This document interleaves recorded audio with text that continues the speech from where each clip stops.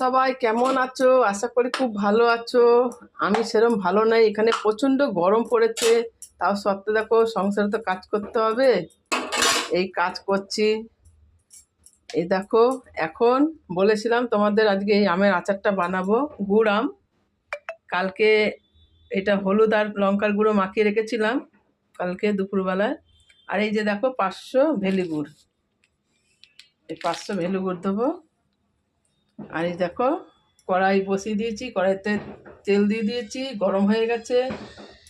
এবার দেখো, এই যে শুকনো লঙ্কা দিয়ে দিলাম। কিন্তু বাবা গো, এই দেখো 5 ফোড়ন দিয়ে দিলাম, আর একটু দেবো। এই দেখো দিয়ে দিলাম। এইবার আমগুলো আমি দেবো।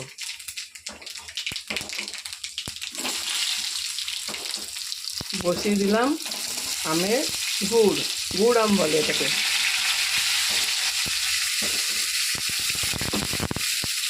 7-8টা লঙ্কা দিয়েছি, শুকনো লঙ্কা। এই আমটা খুব বেশি টক না, মোটামুটি, ওই জন্য এই 500 গুঁড়োই হয়ে যাবে। ভেলি গুড় দিয়ে খুব ভালো হয় আখের গুড়ের থেকেও। ভেলি গুড়টা না কালারটা খুব সুন্দর আসে, দেখবে একদম পুরো সোনালি কালার। এবার এটা একটু হালকা করে ভাজা ভাজা করে নেবো। আর হলুদ আমি বেশি দেবো না, এখন অল্প দেবো, কেন হলুদ দেওয়া আছে। আর লবণ দেবো, লবণও দেওয়া আছে, অল্প অল্প দেবো।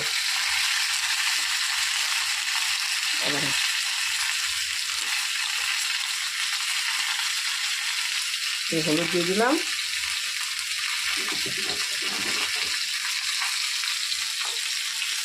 হাতটা ফোঁটা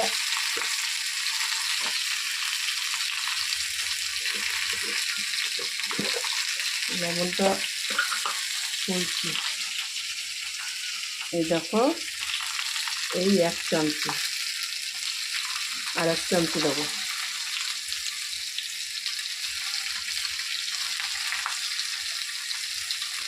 আড়াই চামচি নুন দিলাম, ঠিক আছে? আড়াই চামচি নুন। আর হলুদ আমি আন্দাজ মতন দিয়েছি, কালকে তো মাখিয়ে রেখেছিলাম হলুদ আর গুঁড়ো লঙ্কা হালকা করে। এখন লবণ দিয়ে দিলাম, একটু হলুদ দিয়ে দিলাম। এটা হালকা করে ভাজা করব, বেশি না। তারপরে আমি এটাকে, দুধটাকে আমি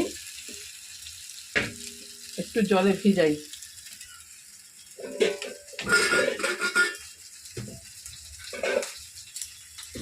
গুড়টা একটু হালকা করে ভিজে